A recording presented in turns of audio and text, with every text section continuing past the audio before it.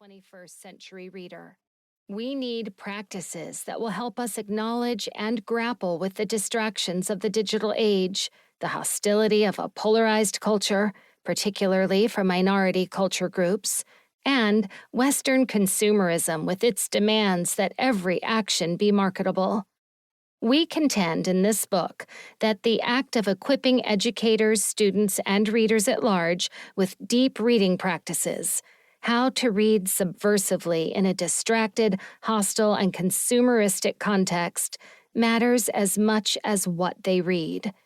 In the Christian teaching and learning community, many guides have been published of late that ground their insights regarding the formation of readers in particular kinds of texts, a pedagogy that prioritizes a reading list representative of Christian virtues.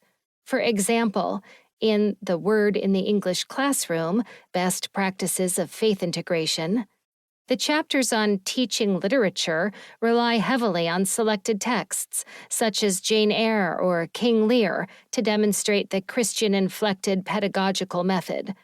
Karen Swallow Prior's On Reading Well, Finding the Good Life Through Great Books, delineates how one develops virtue through contact with admirable characters and narrative patterns that interact with Christian theology. Prior contends, visions of the good life presented in the world's best literature can be agents for cultivating knowledge of and desire for the good. As a result, she analyzes the Christian virtues exemplified through story, such as courage in The Adventures of Huckleberry Finn, or hope in The Road, encouraging her readers to emulate certain characters.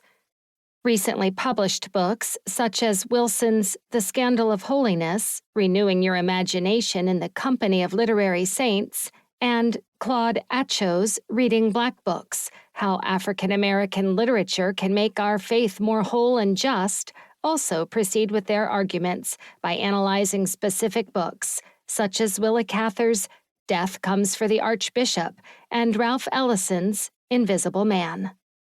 Other meditative studies on the formative power of reading, such as Kristen LeMay's I Told My Soul to Sing, Finding God with Emily Dickinson, or Rod Dreher's How Dante Can Save Your Life, the life-changing wisdom of history's greatest poem, follow suit. They depend significantly on the canonical or highly respected texts at hand to convey moral insight. In other words, these authors emphasize the content of what they are reading over the habit or practice of reading itself.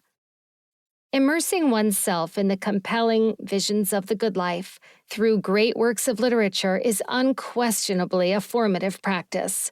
But what is missing from this conversation are practices that apply to any text meant to be read deeply. In providing examples of such practices, deep reading affirms what Christians have long believed and taught. Reading is a practice that deepens individual and communal faith, collective worship, and believers' engagement with each other and the broader world. The establishment of the biblical canon, the Church's persistent emphasis on both the collective and private reading of the Scriptures, and the concept of lectio divina point to Christians' centuries-long faith in written language as holding an important place in humans' moral, social, and spiritual development. Reading religiously, Paul J. Griffis writes, is central to being religious.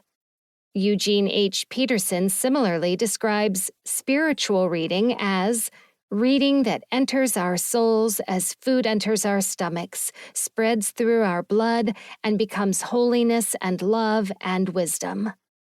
Many Christian writers share personal stories that testify to the spiritual power of the written word. Rebecca Conondike DeYoung, for example, writes that reading St. Thomas Aquinas contributed to her development of self-knowledge. The material, she explains, gave her a name for her problem, one that made sense of her anxieties and struggles. In a spiritual memoir, Prior recounts her prayer in which God met her where she was, which was in the books. However, for all these works, praise of